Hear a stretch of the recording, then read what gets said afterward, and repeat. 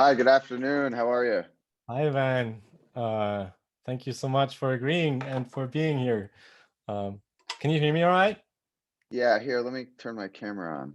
Okay, there we are. Oh, Okay, yeah. what a pleasure.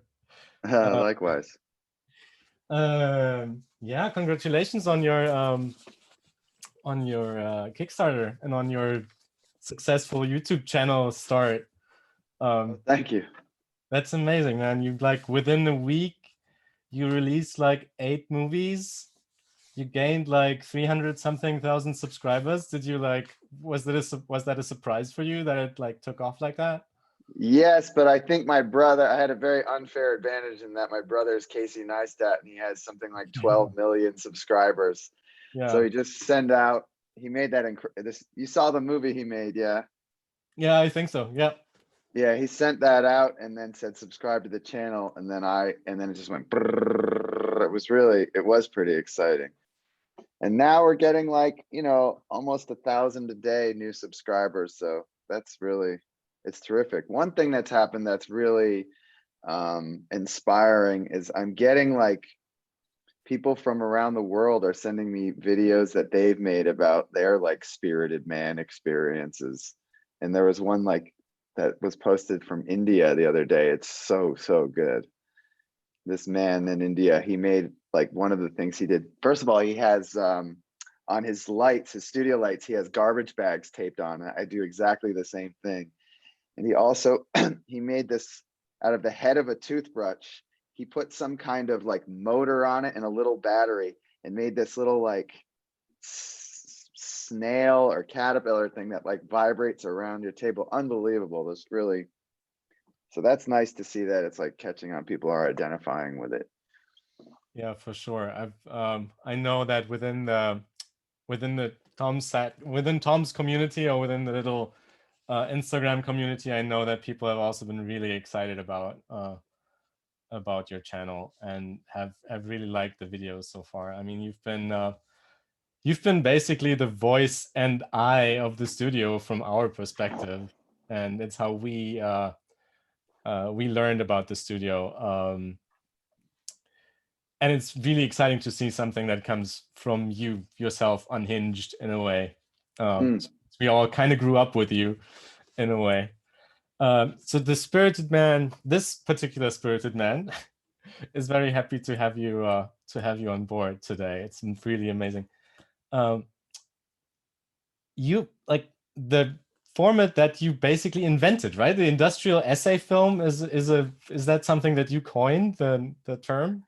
I coined it, but I it's sort of it's like an amalgam of the newspaper column or the magazine column Yeah.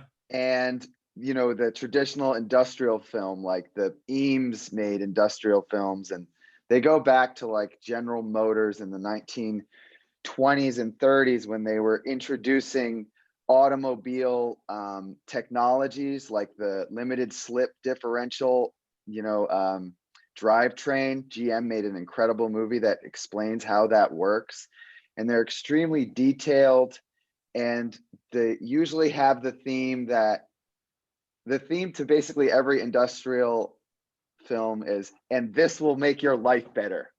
It's like the unsaid, but there's a whole, Tom Sachs and I did a presentation at Cinefamily here in Los Angeles where we did like a 2-hour screening of our favorite industrial films combined with the industrial films that Tom and I made. So you could see how, the Eames SX70 film informed A Love Letter to Plywood. And then, and that the GM drivetrain film I mentioned is in that. But that was pretty thorough. I'd love to like, you get all these ideas, you want to do all these projects, but I'd love to like make that into a 2-hour just standalone thing and then, post it on YouTube. Of course, the licensing and everything would probably be a pain in the neck, but yeah. So, a combination of that, and then the essay, which I heard Joe Rogan yesterday. This blew my mind. He said when he's writing a routine, he starts by writing an essay on the bit within the routine. So let's say he's writing about dolphins. He'll Yeah. write a whole essay about dolphins, and then he'll find the funny parts and sift them out, and no one gets to see the essay. And it's just a machine for him to create jokes. And I heard that and I said, my God, that's fantastic. I do the same thing with the movies. And Norm Macdonald, do you know that comedian Norm Macdonald? No. He was on Saturday Night Live in the 90s. Okay. And he's a terrific stand-up comic. I'm really into stand-ups. And he said that his jokes are basically things that he's obsessed with.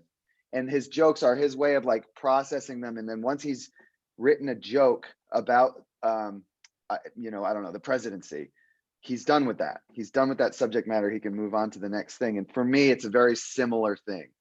I have all these like things that I want to talk about. And then like women or, you know, whatever.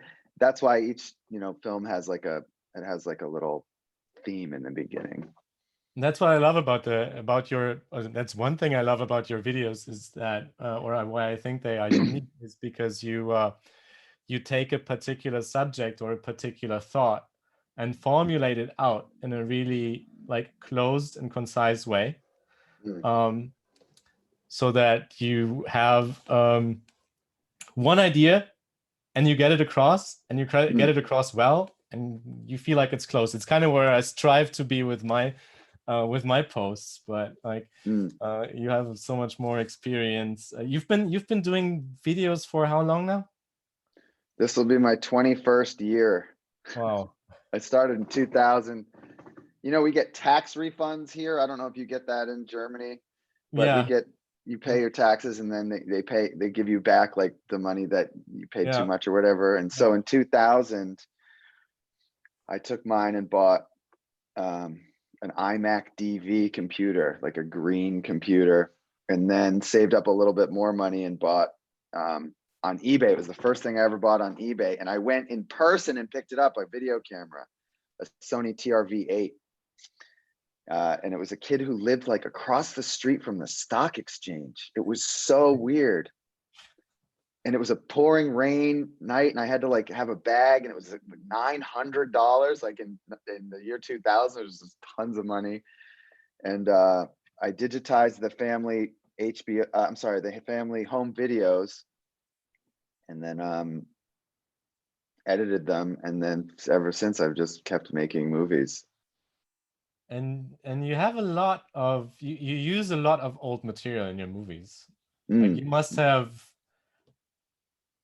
petabytes of archival footage. No, I have terabytes, but here's the thing, Martin, is that I have this apartment in New York City that I've been renting, and it's like a FEMA apartment or something. I got it after September 11th, and I got it in 2003. I started renting it. And I'm told that the building is, it's like part shelter, and it gets subsidies from the government. And my rent is extremely cheap. But I haven't paid rent in a year since COVID.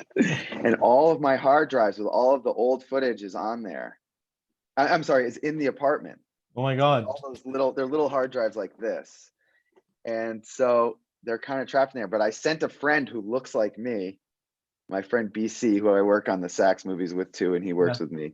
He went and he rescued them all. So he'll bring them here April 14th. But mostly it's just, I have archive hard drives with all of the complete work, and I've just been sort of cannibalizing edited things from the past to put in this new thing. But when I get that trove, there's gonna be a whole bunch of stuff I've never used before. Now you're right. I do use old stuff. Right now you're working alone, right? You're like, you said you wrote in your email that at the moment you're doing the videos alone. Is that right? Yeah.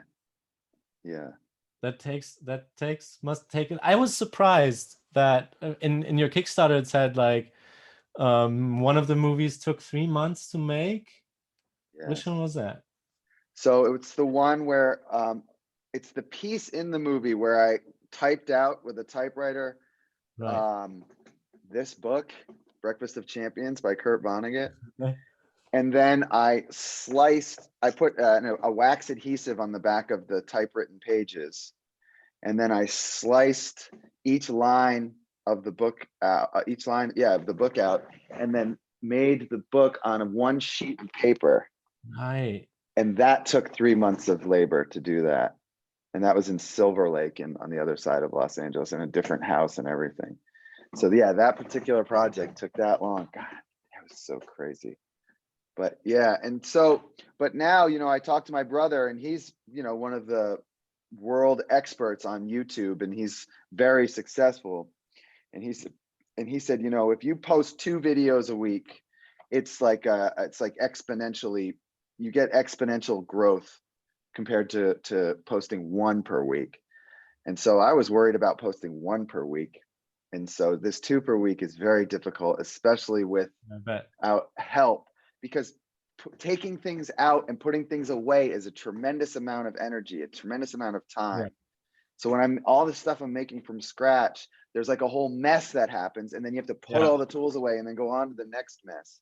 Yeah. But I think when BC, who's going to be the production manager, he's going to have like, you know, 20 different job titles. When he gets here on April 14th, all the like set up, put away, run errands, order this kind of, Yeah.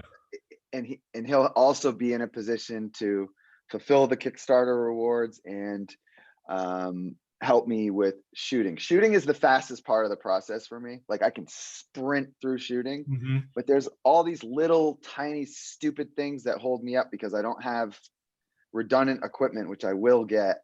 And I'm like, oh, you know, I'm taping this diopter. I don't have like a macro lens for my Yeah. DSLR. So I like tape this. Every time I need a very close-up shot, I tape this to the end of my damn I mean, it's lens. perfect if it works, right? No, it's too time consuming. I just keep it to tape it and then untape it for the next shot, and then tape it again Yeah, and then okay. untape. When I Got could it. just, the Gotcha. camera I've been using for 10 years, which I'm happy with, I think is great. You could probably get them on eBay for $50, $60. So Right. just have 5 of those with all the different lens and tripod setups. Is it the Jesus one that you also shot? Yes, Yeah, yeah. that you also shot your feature movie with. Yes. I love it because it looks like Bolex Super 16 footage, you know, like what they shot Right. on Apollo and stuff. And I'm like, okay, that's good enough. And then I'll jump to the next generation, which will be those Sony Alpha cameras. That'll probably come next, but that takes a whole, you know, computer architecture upgrade because the files, it shoots 4K, everything's super big. Yeah. And I don't want to don't know do what that the now buttons by do. myself when I only have 1 machine. So I'll have to get like another like editing machine. And so I have 2, and then transition to the 4K stuff. And then I don't think I'll acknowledge it. It'll just all of a sudden you'll be watching these videos and it'll look like razor sharp. 4K. Yeah. Tell me something about where you want to go with The Spirited Man. Like, how did it? First of all, how did you get the idea? I want to make a. What was the idea behind it? Okay, so the video I posted yesterday, which is called Are You Spirited? But the Yeah. real title is Defined, which is the definition of the spirited man. I found the phrase in this book. And he was specific. This is a man, his name's Matthew B. Crawford. And he was when he was younger, he had like a Volkswagen Beetle that it was a sleeper car. He put bigger, you know, cams in it and made it like a race car. So it, like you pull up next to him at a stoplight, it looked like he had just a Beetle, but really he had some big powerhouse engine in it. And That was a childhood dream of mine to do something like this. oh, all of us, me too. Definitely. Oh my God. And so he went to I think he went to the University of Chicago. I think he went to maybe UC Santa Barbara, one of the California schools. And then I think he went to Chicago for his PhD. He got a PhD in philosophy. And then he would do these think tanks where he would basically be a consultant for, I don't know what, maybe for corporations or something. And he was making tons of money, but it was eating his soul alive. Mm-hmm. So he rented a basement and started working on old motorcycles. And then this is the book he wrote about the significance and the intelligence of handwork and the value of handwork. And, you know, at a time the book came out in 2009, right? And so, I mean, okay, I don't know if this is true, but I was told that the 6 Series BMW does not come with a spare tire. It comes with a can of that spray stuff and then just a card with like, somebody comes and helps you, you know, with a phone number on it. And you like, or, you know, I don't know, you push a button and somebody calls. So he writes this paragraph of, I'm sorry, a chapter. I can't remember the exact name of the chapter, but the theme of it was like being able to take care of your own stuff. And he says something like,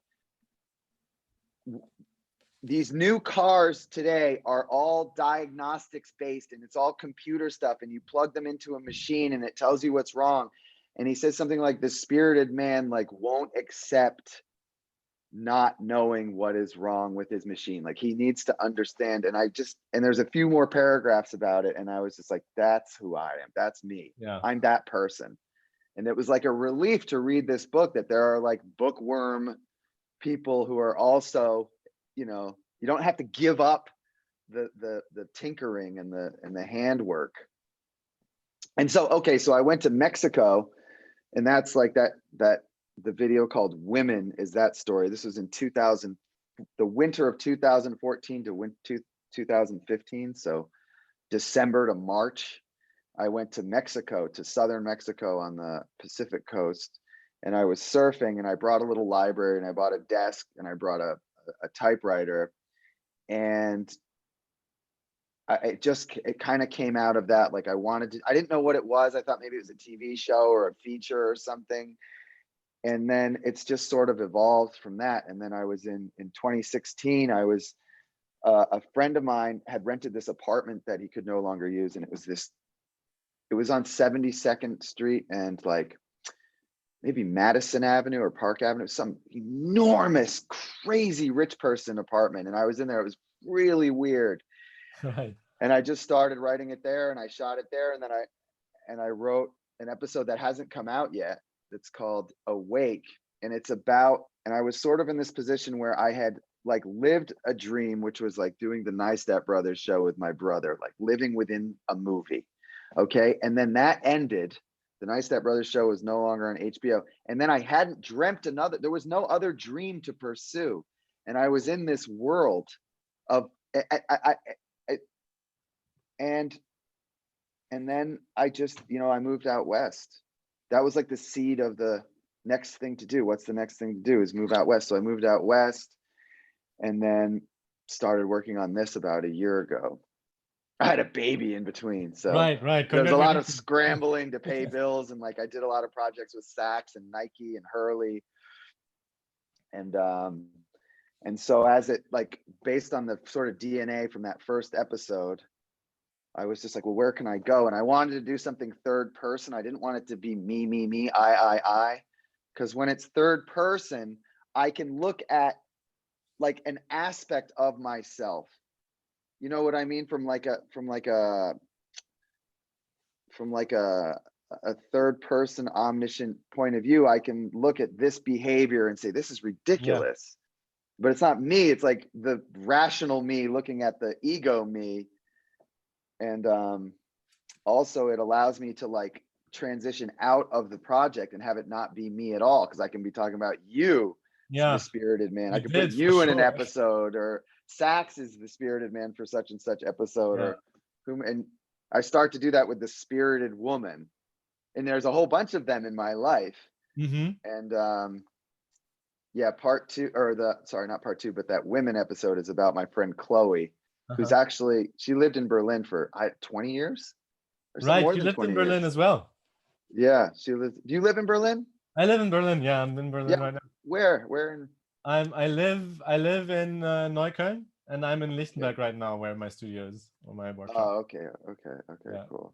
I lived in Prenzlauer Berg. Yeah. Where in Prenzlauer? Prenzlauer Allee, right? Something that says in. Yeah, that's right. That's where I lived. Allee. Yeah, I think that's in Friedrichshain, but okay. I don't know. I could be. Yeah, like across the street. Yeah. It's been like, I'm sorry, you were talking about Chloe. Oh yeah, well, yeah, I mean, she's incredible, and I wrote her. I don't want to give away the next episode, but I wrote her to ask permission if she minded Yeah. if I used her in the channel trailer and in the women episode, and I didn't hear back from her, and I just posted it anyway, and then she's just replied to me, and I'll just leave it at that. But man, what an incredible person! Like I would love. I don't know. I hope that we can work together because her life is just unbelievable. Life is just unbelievable. The way that particular woman just lives. But I mean, I don't want to go into details, but maybe we'll see some of that before. But her falling overboard in the middle of the Pacific. I mean, give me a break. Pregnant and fully nude, and just because she was like horsing around on the stern of the boat, and I was like, "Is that a big deal?" She said the boat is going like 12 knots and the seas are 10 feet high. I'm invisible. Shit. I'm just gone Shit. in the Pacific Ocean. And I was just like, oh my God, could you imagine how terrifying? Even if you were at the What helm kind of of the boat boat, was it? Like, the was it sailboat, it was okay? like a 40 something footer Yeah. Shit. sailboat. Fucking A. And that's just one day. That's just one of her days. She's not in Berlin anymore, is she? No, but I met her in Berlin. I Yeah, met her right. in Berlin when we were young, and we would go out after I got out of the museum. I worked at the Guggenheim, and Yeah, I think I was Nazis, and we would go out and we would party until like sunrise. And one of the things we would do, like towards what you the do in end of it, Berlin, right?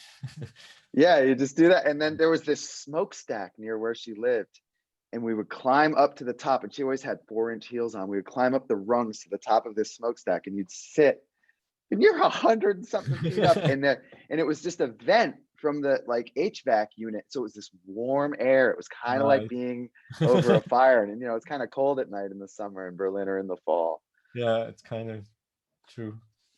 Anyhow, I don't know. I think this thing is sort of about the essence of that. Like this project is, but where I'm going with it, I don't really know, but I Hmm. do want to see how much it like reflects back, like seeing these videos that other people are making. Yeah. I love seeing that. And I also would love to enter into the sort of into the culture. Just I'd like to see people be more conscientious of the agency they have with like fixing and making, and just like on a literal level and on a metaphorical level, because this civilization, this Western civilization that has been built for us and that we continue to build, is a really, really extraordinary and incredible thing. And there's some little problems that need tweaking, like every system needs to be maintained and fixed. But there is a sort of, there's like a faction of people, I feel, that are thinking that the whole thing is worthless and throw it out, and like talks of revolution and all of this. And Yeah. I am in complete disagreement with that. And I think that the changes we need to make are not systemic, or not, I'm sorry, not fundamental. Yeah. We need to make like little tweaks and so forth. And that's what the maintenance, I think, is about. And I think, it's about us as individuals. It's like you learn to do your thing. Yeah. You make a fence really well, and that's your contribution. You like, I don't know, people. If you ever read, did you ever read that guy, Robert Greene?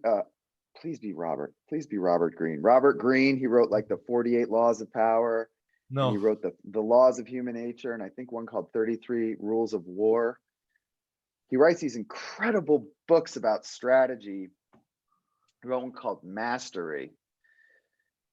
And he said basically that your ego is kind of your enemy, and that a really good way to sort of deflate your ego and get more connected to actual reality of the world is by doing difficult tasks that you can't bullshit your way through. Like either the bridge stays up or it falls down, or Yeah. those songs sounds good or it doesn't.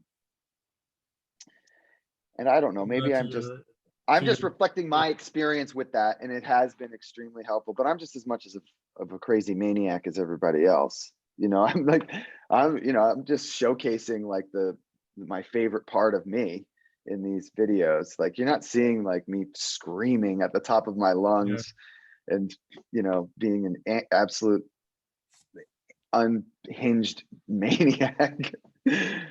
Tom But said yeah, about you direction, I don't that know. Tom said about you that you're among that was in the Freeze interview with you and Tom and Werner Herzog. Okay. Tom said about you that you're the best bricoleur among the two or among the three of them. And do you remember that? I do. I think, I don't know. I don't buy it because I don't know. Maybe. I mean, I would say about Tom, he has more resources than me, and that Yeah, allows you to be less like improvisational in certain ways. Do you know what I mhm, mean? yeah, Like, he can just buy the scroll saw, but I have to make like a special bit, or so I have to like right. file down a jigsaw bit and just use my jigsaw. I mean, that's not exactly fair, but I don't know. That guy is. I was saying to him, I talked to him yesterday on the phone. I was like, just when you want to write off Tom Sachs, you got to remember that he can fucking also make all that shit. Yeah, Like, he can, he's like got this mind and he's got all these resources. He knows all these people. He's read all these books, but he can also make all that stuff. He knows everything about resin. He knows everything about yeah, steel and cutting it in temperatures and all of that stuff. And my brick, and maybe I don't know, my like bricolage practice is extremely integrated into my life. And I've made it hasn't come out yet. I made a video about details, and it's about how that takes over, how it kind of takes over. right. Um, I saw the details video on your Kickstarter being announced, and I was like, I'm curious about that. I want to see that. When is that coming yeah, out? I don't know, but the thing is, there's like a technical thing with the Kickstarter, and the supporters get to see the next 6 episodes before everyone else. So I Mhm. have to release them in a manner so I release the ones that are on the Kickstarter campaign first, Yeah, so that I get access to all my backers. I don't get that until April 8th. I don't have the email addresses yeah, to send the link to. right, right, So right. after that is when I can start releasing the new ones, so that I can, in fairness to my backers, so that I can release them to them first. You see, before the Yeah. general public. But yeah, so that yeah, that's very sweet of him to say that. But what I was getting at, kind of with my question was, um, first of all, maybe explain how you got started making those videos with Tom. Like, because you made videos before you started Yeah, doing videos like 10 bullets. yeah. So that was like, no one knew that you could take these, there wasn't really internet video in 2000. You could do it, it could be done. Yeah. There wasn't an infrastructure. There wasn't a YouTube. There might have been 1 or 2 websites that had videos on them, but it was like a real hassle. You had to upload Mhm. like I think they were called MPEGs. I don't remember. So I had been making videos, and the landscape was like television and film, and I didn't have training in that. And I was like, well, I'm not gonna be able to work in that. I'm like, this is a whole nother paradigm, this digital stuff with a digital editing, blah, blah, blah. It's not done. So, I got the job at Sax's, and I had been making just videos about everything. And one day I brought my video camera to his studio, and we were working in this warehouse on Hester Street. And I discovered that, do I have it in here? No, I don't have it. Where is it? I was using this tape measure to measure a piece of foam core, and I looked down on it. I looked down at it closely, and it said Stanley. It was a Stanley tape measure. except instead of it saying Power Lock, it said Kubrick is dead. So it read Stanley Kubrick is dead. And I was just laughed my ass off. I thought, oh my God, that's incredible. So I made a little video about that. And then the space we were in was very creepy. So I just shot like shots of the space that we were in. And then I took the footage home and stole some audio from The Shining about when he's describing the Overlook Hotel. And he's like, and you know, we had a guy here who killed his family with an axe. And I made that video for him and showed it to Sax. And he was like, okay, you still have to be a fabricator. You still have to build and stuff, but keep making these movies, as many as you can before the show. And then he and I would back and forth sort of refine them. Casey made a few videos too, but then Casey got promoted to be like the studio manager.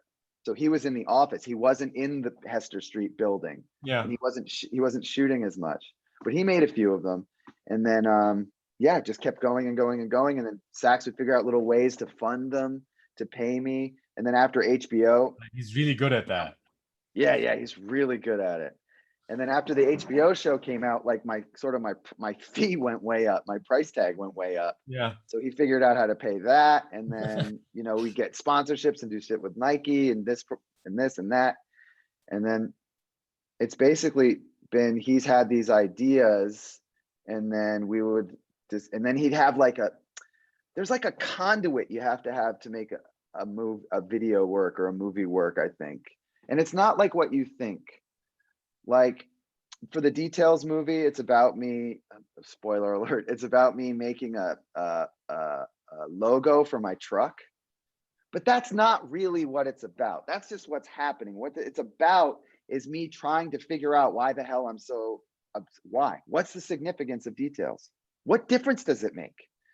And so Sax seems to always have that aspect of the film, which is the hardest thing to sort of dust out of your idea. Cause like, oh, I want to make a movie about a diopter. Well, that's not enough.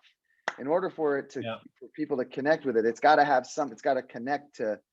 There must be a meaning of why it's this diopter or why you use it in that way. I love that. Yeah. And you can always, if you look closer, you can always find something else that you didn't see before. Yes. And so Sax would have that to begin with. And then he had all of this beautiful stuff to put in the videos. So he had the universe, which is the other hard part. You got to invent a universe.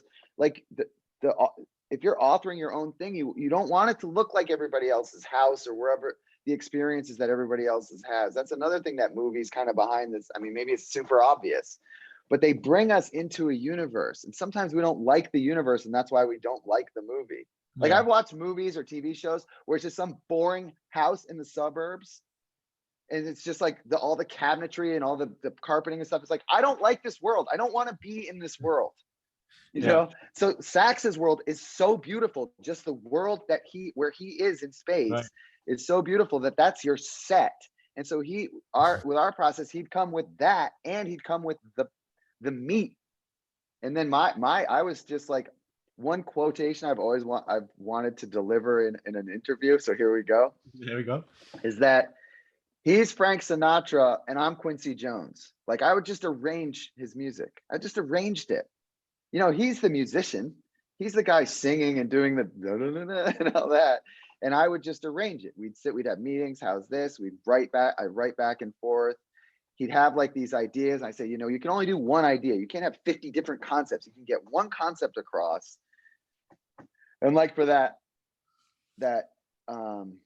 movie we did with Herzog, the Paradox Bullets, I mean, that took so long to write. Oh my God, it took years to write. I don't know why. We wrote it in Japan. We wrote it over the phone. We wrote it on like airplane flights across the country. And I don't know. I feel like that was a kind of a breakthrough, that one. Yeah, that was a really good one. I was in London with the team also after the Swiss passport office and saw the premiere. And Charlie said something interesting about you that I wanted to ask you about, and this is about work-life balance, or it ties into the theme of work-life balance. I was asking Charlie if you're also there, if you're also going to be at at the thing. And what he said was, no, Van, he's doing like a movie every 6 months, and the rest of the time he's touring South America on his motorcycle. Well, I was like putting this thing together. I was like, kind of like hobbling all my money together and trying to put, Yeah. buy myself enough time. And then with childcare, COVID made childcare. Do you have kids? No, not yet. Oh my God, it made it really difficult because you couldn't get babysitters. Right. And then it just complicated things. Like he's in a preschool, it's 4 hours a day, but if he leaves the state, he has to mandatory by state law, he has to quarantine for 10 days. So Isabel went to see her mom with the baby, came back, had to quarantine for 10 days. And then at the end of the 10 days was spring break for the preschool. So we've had him for like 5 weeks. She's had him for 5 weeks straight.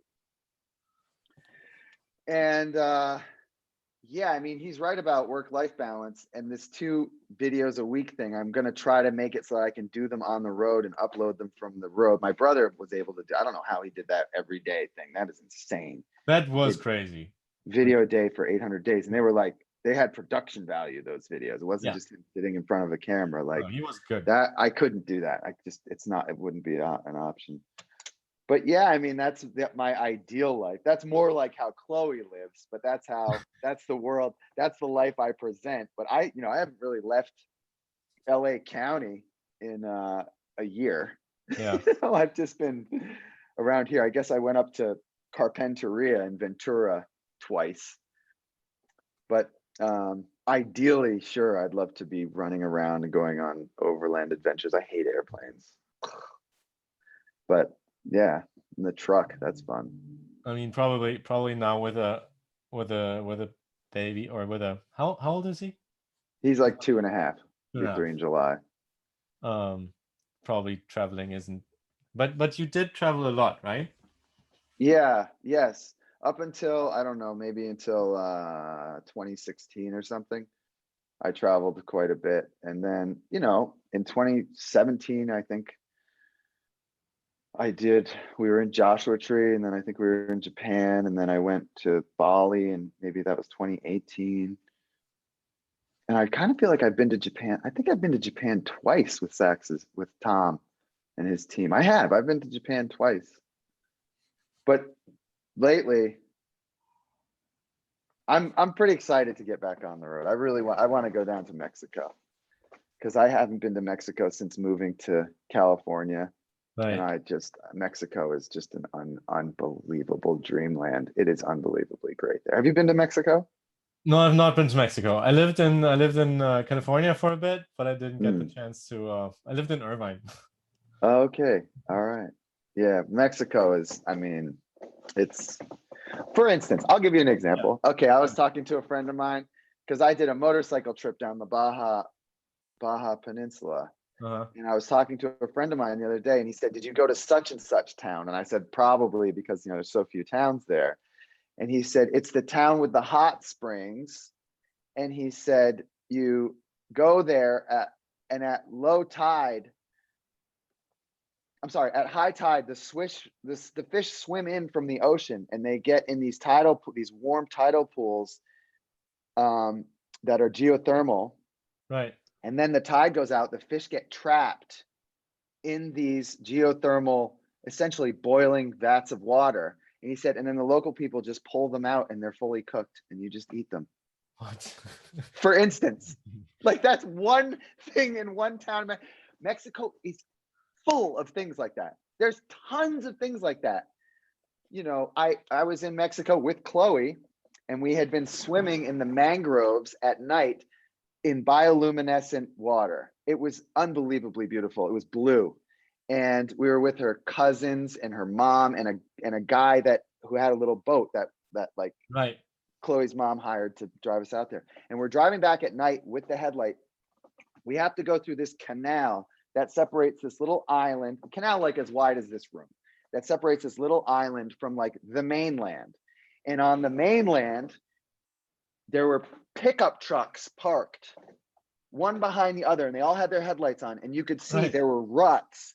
There were ruts that you would drive on, but I think the tide was such that you couldn't drive the trucks through the ruts because they were full of like maybe, calf deep water. Okay. Right. And on the right, so we're driving through, and here's the trucks over here. And on this side is a tent with maybe 1,000 seating for maybe 1,000 or 500 people. It was a wedding that was set up. And the men were carrying the women, illuminated by the headlights, through this ankle deep water to a little like skiff or a bridge or something. No, there wasn't a bridge, like a skiff or something, to get across this canal to that party. That was just another thing. After swimming in bioluminescence, that's what we saw. That's Mexico. Right. It's just full of millions of, like, every little region, not every, but that I drove from the Bronx down to like Oaxaca. Uh-huh. And each region has its little thing that people are selling by the side of the road. And then each region sort of has its own hat. So there's all these different hats, like the such and such region hat, this hat. And then there's like this place, they sell copper pots. This place sells mezcal. I don't know. It just, I don't know. I just love a culture that like you can put your finger on, because so much of the world is just Toronto. It's just aluminum and steel built. And I love Toronto, and Toronto has beautiful places about it. But it's just like aluminum. Nice, and Berlin has this. New York has this. Just aluminum buildings with like glass, and then like Dwayne Reed or Walgreens or a bank. Yeah. And so much. I went to a friend's wedding in Florence, and in whatever 2015 or something, and having not been there for 20 years, and Florence was just like Toronto. It was just like Ferragamo stores, and I was like, why did you do this to your city? You can get this Ferragamo shit anywhere. Why would you do this to and it was just all touristy. It was just ugly. And to Florence, Yeah. And my point being that Mexico is one of these places that like doesn't have that. The people just kind of, it's like the signs are still hand painted, Right. So anyhow, yeah, I'm sorry. I go off on tangents. I don't talk to very many people. You've been making like your history is kind of impressive because you have developed this very own style. You stayed kind of true to it. You've been doing this for 21 years, and you're really like, what you're doing when you're making movies. I do and I don't, but I know what you mean. Yes. Okay. How is your imposter syndrome? Do you have that? Do you know that? And that means you're in a it's like when you're new at something and you're in this new paradigm, and you feel like you don't belong there. That's what it is. It's not necessarily a new thing. It's like, it's something that I mean, I definitely had it, especially when I was doing my PhD work. Adam Savage was talking about it, that he has it. It's one question that I'm looking to ask all of my interview partners, because I think it's something that's way more common. It's when you, regardless of how proficient you are at something, it's described as the feeling that you have this secret that you don't know what you're doing, and there's this lingering fear that at some point the other people are going to find out. Well, if I ever had to do like a real movie with like booms and shit and like C-stands, I would definitely have that. I would like, I've written movies and I want to make them, but then the thought of directing them, like, I don't know what the stuff's called. I don't know what to, I don't know who does what and who you talk to do something. Like, I can make a movie. Put me on a set with all that gear. I'll make a movie. I'll make a great movie. Yeah. But I in that situation, definitely. But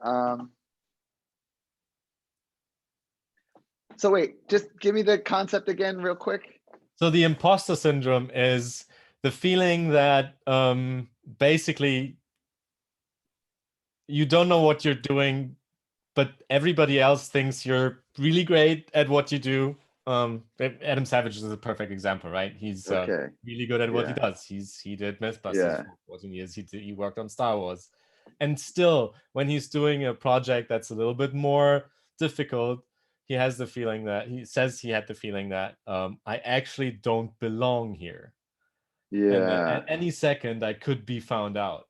The jump to YouTube felt like that because of the YouTube is so incredible, and I this is like some kind of golden age of YouTube right now, but that there are, okay, so there's all this technical stuff behind YouTube, and then there's all these like practices that you think you should be an innovator in, but you should not.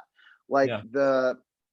the thumbnails, unbelievably hard, unbelievable hardest part of the process, because you have to have because they're algorithmically distributed, and the AI recognizes certain visual characteristics of the thumbnail, and based upon the compliance with whatever they prioritize, they send it out.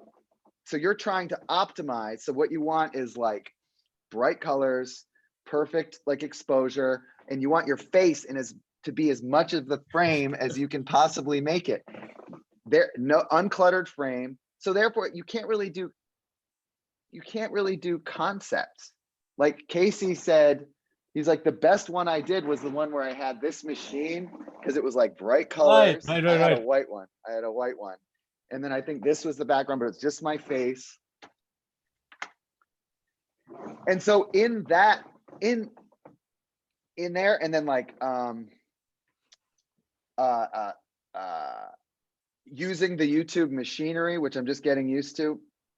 When I think about these like 16-year-old millionaires who know how to do it, Right. just like in that realm, I do have that sort of, fuck, I don't know what I'm doing. I'm gonna blow this whole thing. But my brother kept it really simple with his advice of just like, he was just like, just get 2 videos up a week. That's what you're doing. That's your life. And so I'm so busy that I don't think my body will make these videos. Like yesterday, I was almost asleep putting this next movie together, and everything's prepped. I just have to like do some typewriter stuff, do some voiceover stuff, shoot. One thing that I really admire about the videos is the music.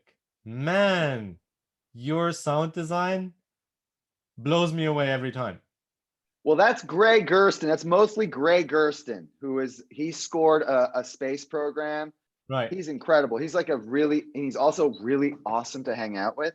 And he's also the kind of person, after you've hung out with them for a period of time, you feel good.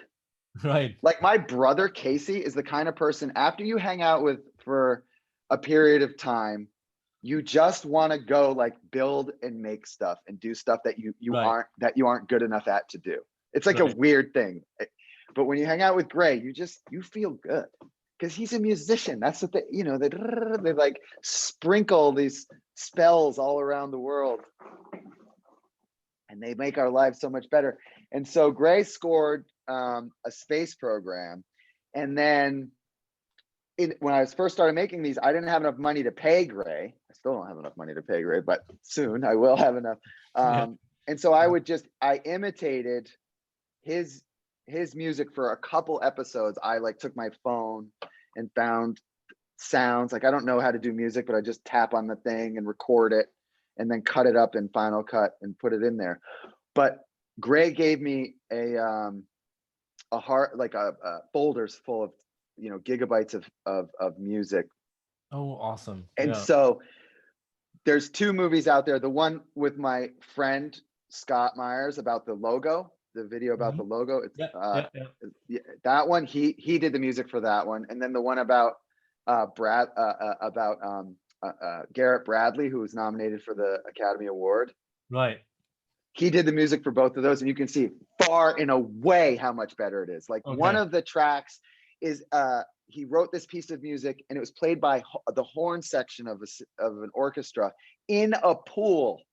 So it's got this incredible real. It's in that movie. It's in the I think it's in either the Gray movie or the Scott movie. I think I know exactly which one you mean. So he gets the credit because I just either I'm copying him or I'm actually using his music. It's so crazy because you know which to pick.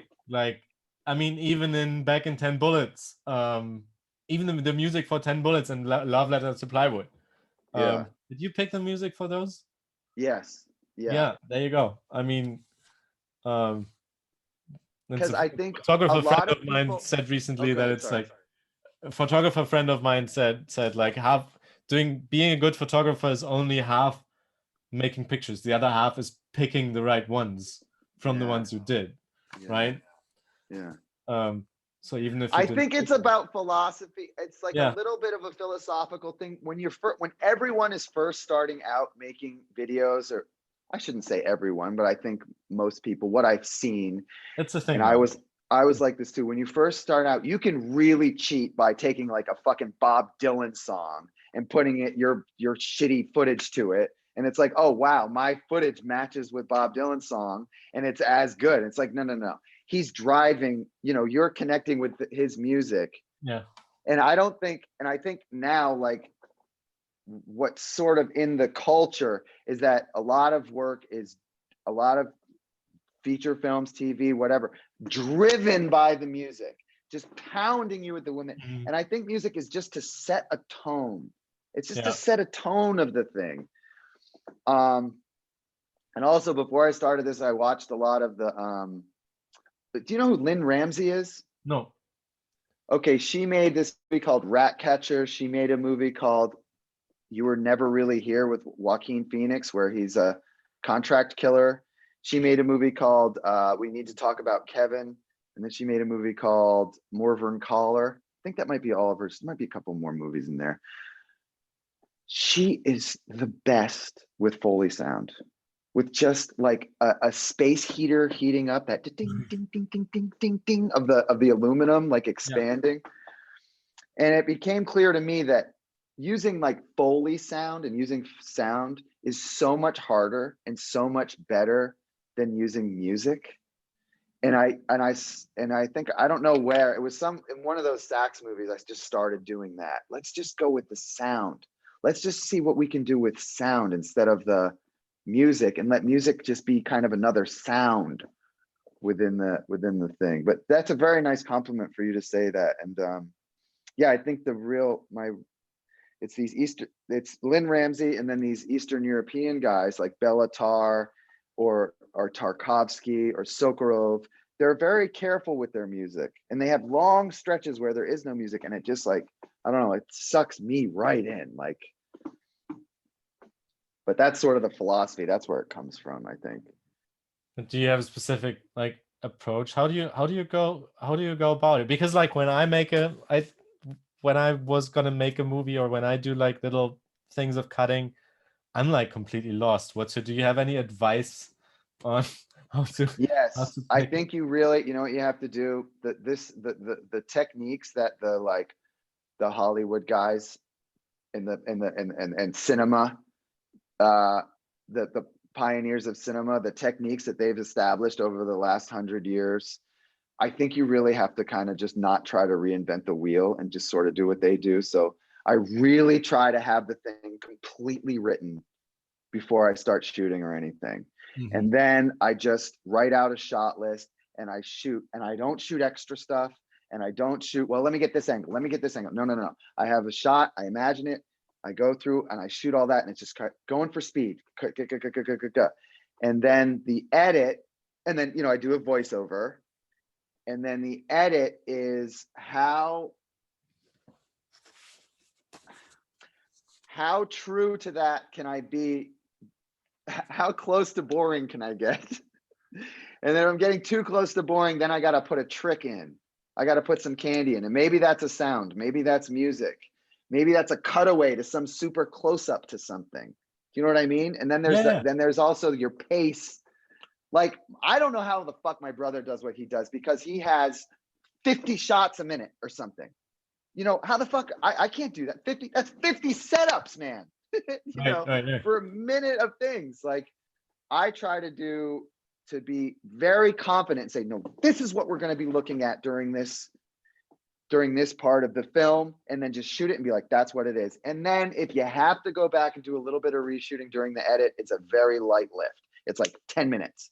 And that's from, did you ever read the book Sculpting in Time by Andrei Tarkovsky? You should read that book. Okay. It's like this thick, and it's got tons of pictures in it. Right. So And I think it was the last thing he wrote. He wrote it right before he died. Okay. And he basically just tells you how to do it. And he says, you know, when you start shooting, you're not doing any experimentation. There's none of this figuring out stuff. You are executing. You have Yeah. this whole thing figured out in your head.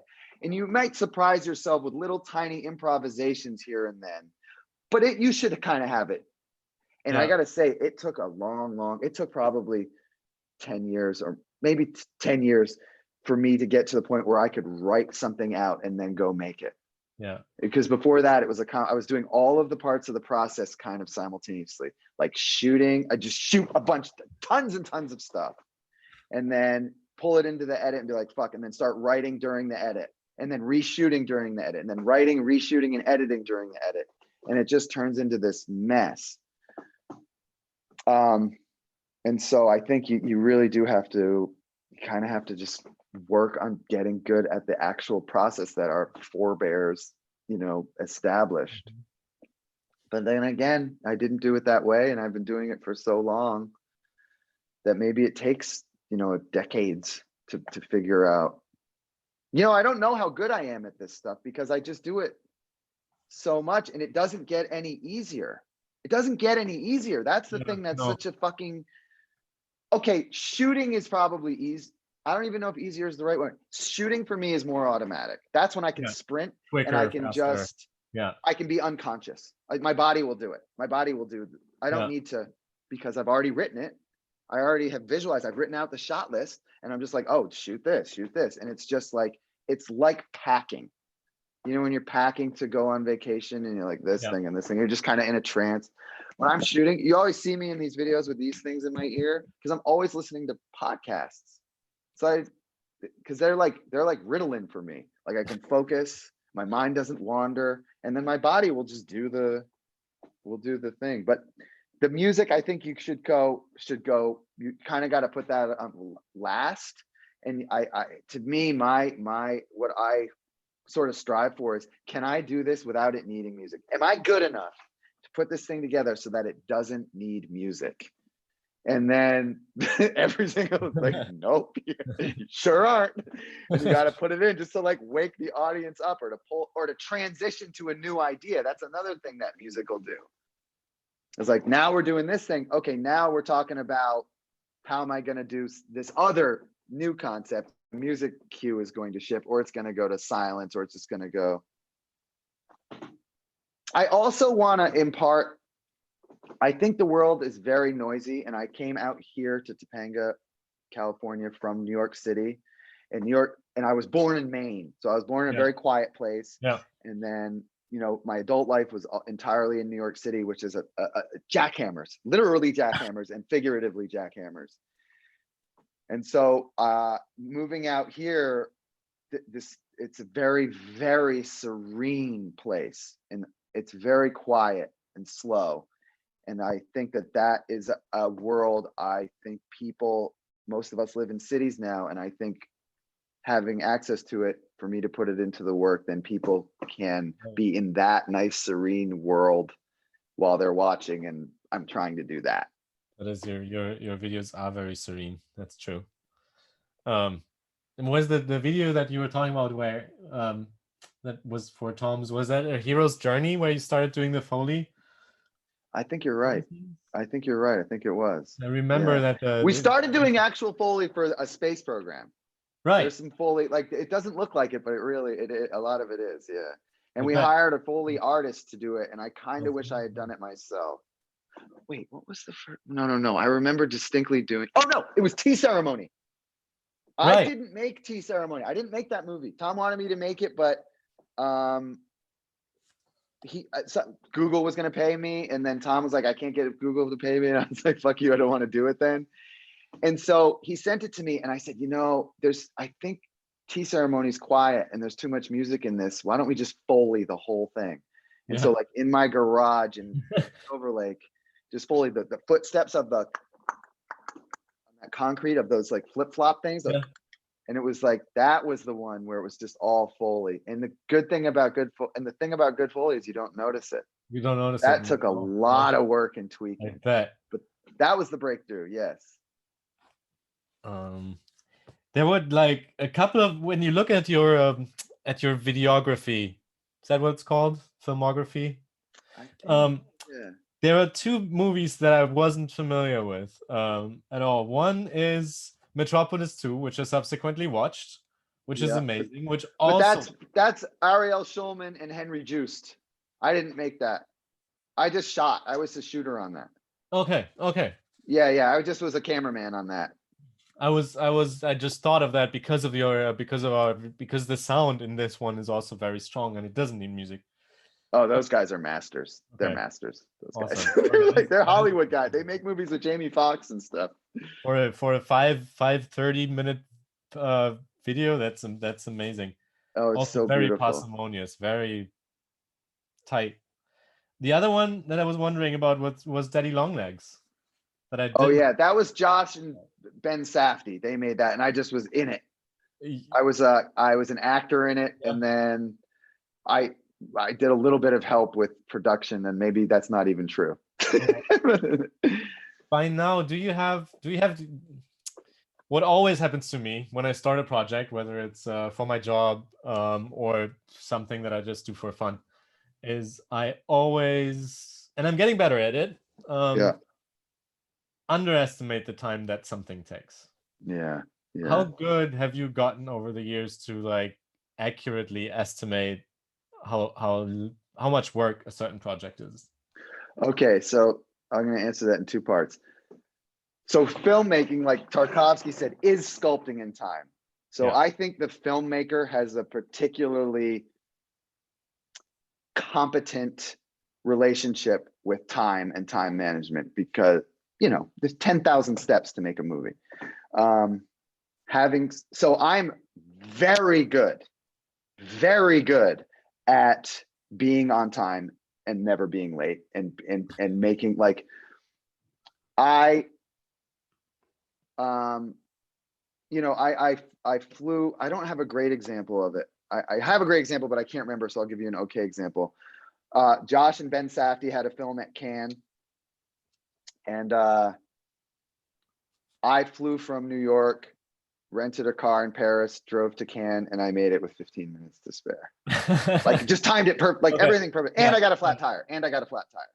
Yeah. So, and living in New York will teach you timing really well, how to be good with timing.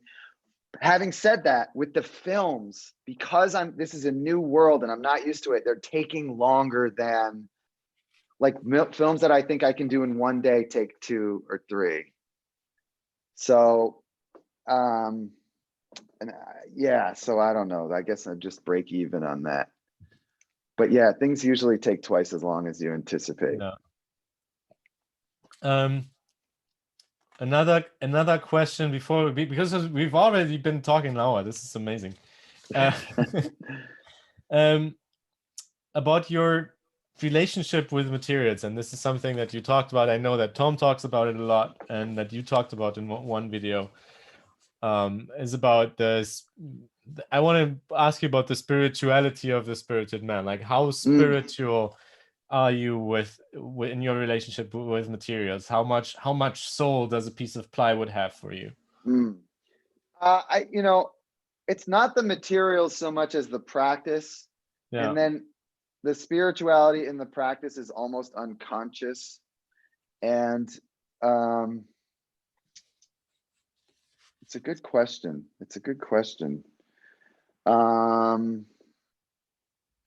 I think the process by which I arrived at committing myself to this, to making films and to writing and to this particular project, that was all out of my control, being a kind of a receiver. And then there's the artist's job is to preserve the human spirit. So I thought, that's what I used to think. I don't know if that's still true. There's also an episode I made called Art, where I really get into it. That should come out. Maybe that comes out next week. I don't know. But I tell you what, I'm basically all day I'm in prayer. because I am so terrified of things falling apart. Things working out depend on the ball bouncing foul or fair, and so often out of my control. And I pray so much, like during the day, I'm just like, please God, please make this work out. Please help me with this. Please, please, please, please, please.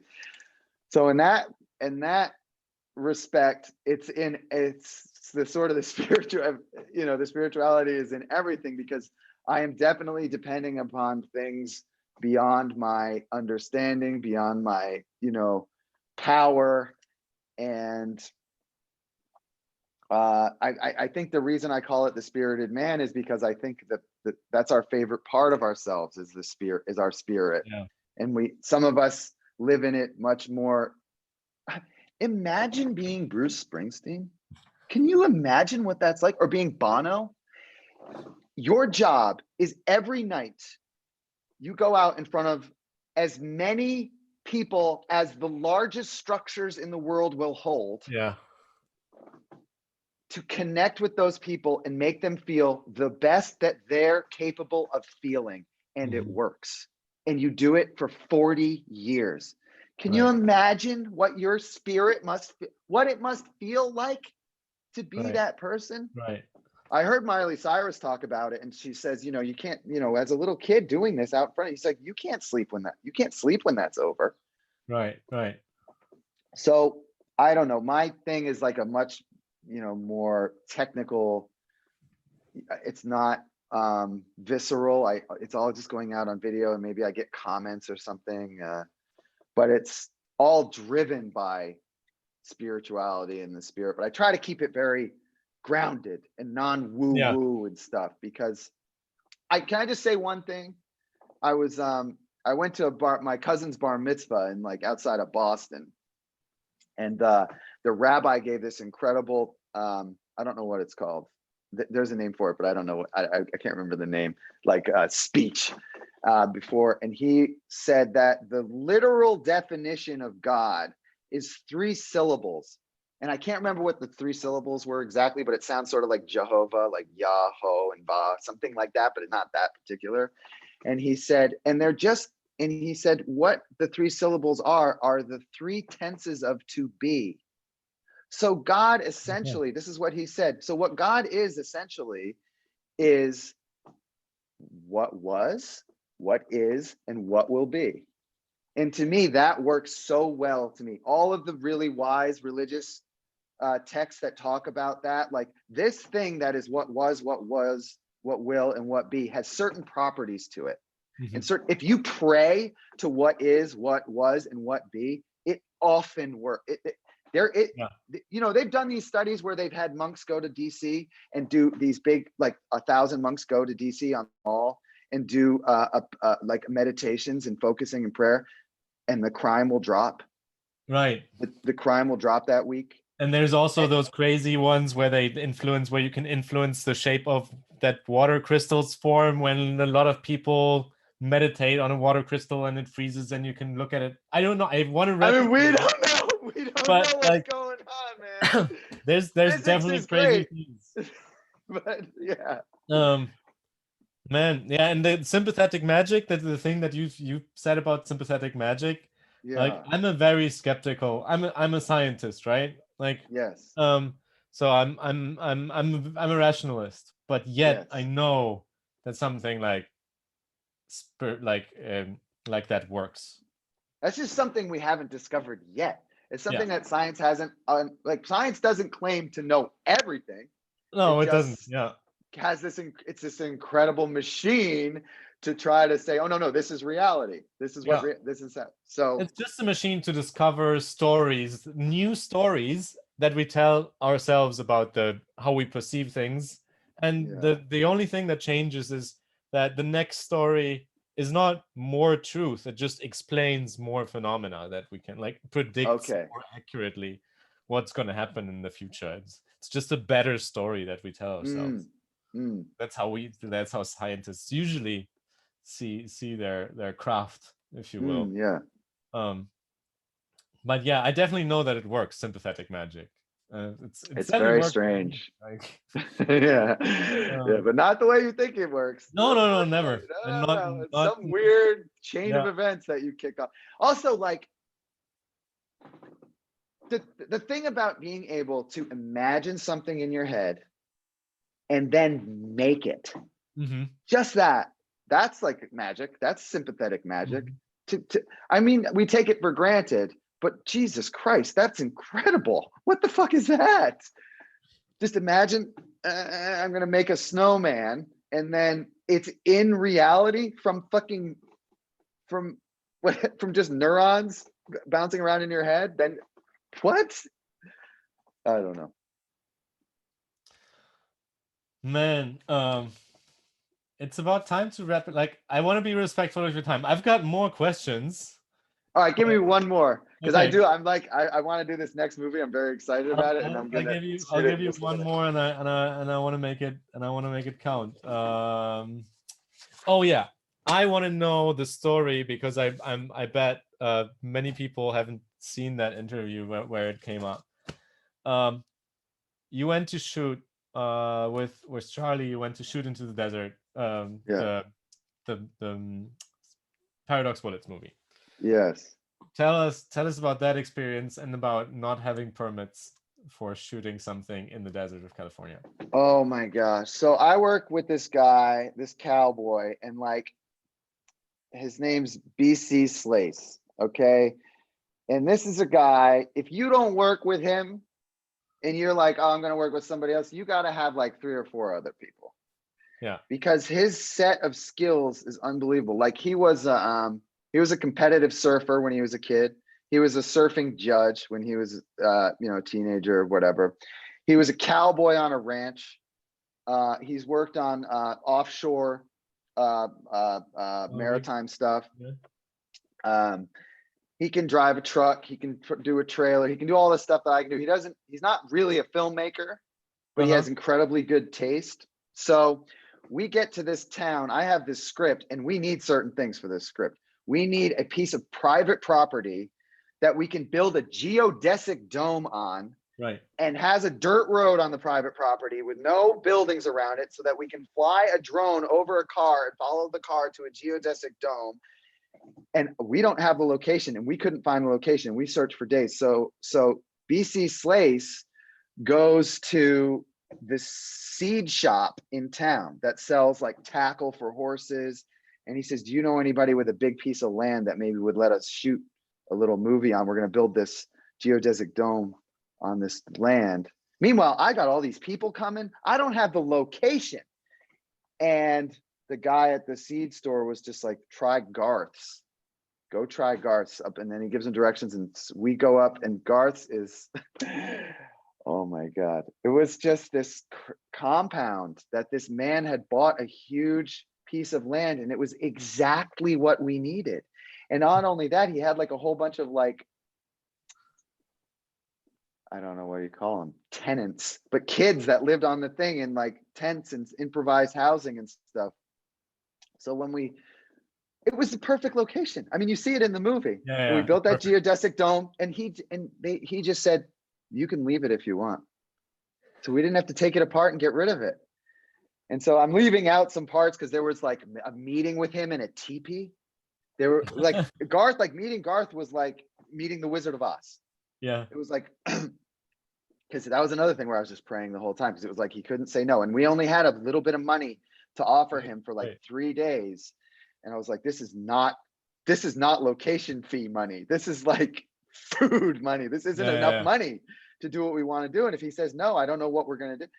And so we go, and they're like, oh, Garth's in that teepee over there. And it was a fiberglass teepee. And on the inside, it had a little wood stove. And he was this kind of big guy with a huge beard and glasses.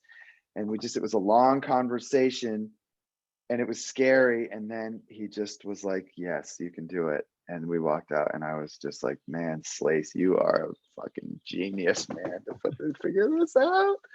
But yeah, he's coming. BC is coming, April 14th. And April 25th is the Oscars, right? When we know whether you're whether Garrett won, whether time. worked. Taiwan. I'm not sure she's seen that movie yet. I don't think she has because she hasn't Oh. contacted me. Yeah, I'm yeah. purposely letting her find it in the wild. Yeah. Someone will make her. Someone will tell her soon, I think. Yeah, I hope so. Oh man, awesome. Dude, thank you so much. That's amazing. I'm sure that there haven't been many. It's hard to find interviews with you. Is that like, Oh, cool. did you intentionally like avoid it, or is that? I don't think so. I don't know. I don't think so. No, I think, All the I interviews are don't like know. 5 minutes. I was like, oh, I'm so lucky. I mean, it's no, just I don't think very many people ask me, or they make it too hard. not These yet. fucking interviews where they send you a list of questions and you got to write the answers. Yeah. Like, you're the right, fuck you. You fucking write this. And like, I'm just not big profile. And usually like with the Tom stuff, he's the guy. And Yeah. I'm I'm the director or whatever, but it's his thing. So he's the spokesman for it. It's all his thing. But yeah, no, people don't generally ask. Not yet. I think. Yeah, not yet. We'll I've see. seen that many people have written about you recently. Like, there's a lot of like news article in response to Oh, your good. Kickstarter and to your Oh, that's good. your stuff. Like, when I googled you, like the first time when I started research for this interview, the Google results have changed from like 2 weeks ago and like Oh, yesterday okay. for sure. So I think that's gonna hopefully continue, and hopefully I really hope that you can continue making videos like that for a while, because I really want to Me see too. more of those industrial essay films, because I think they're Well, really thank you good. for the encouragement. Thank you. I think they're really good, and I think there should be more of that. Like, it's just really something valuable in all of that, and yeah. And I hope that people will see this interview and also like what they see and support your Kickstarter. When is it finished? In like a week or something, right? Yeah, April 8th. Yeah, so So 5 days, I 5 guess. days. Yeah. Okay. Yeah. And Hey, then man, the very difficult task of fulfilling all those rewards. right. Yeah, you've got a lot of good rewards though, like high quality garments and totes, and the Swiss Army knife, your remote holder. It's all good stuff, man. I love it. Yeah. Well, yeah. Yeah. Well, thank you. Okay, Martin. Thanks Great again. to talk to you. Great questions, and Thank you. best luck with this whole thing. Super Yeah. cool. Same. Yeah. Are you gonna be in Hamburg, by the way, for Tom's show? I don't think so. When is it? September is planned, but like I'm not sure how September looks in terms of Germany It's opening up. so far away from here. Yeah. It's like fine. I think it's like the same distance as Japan for me. Probably, yeah. Yeah, no, Very should far. be about this from LA. Yeah, I think it's Yeah. from here it's like 14-hour flight. Yeah, no, I don't know. Maybe when my boy's older. Okay. Okay, again, thank you again. Have a good day and see you soon. You too. Thank you so much. Take care. Take care. Bye, man. Ciao. Ciao.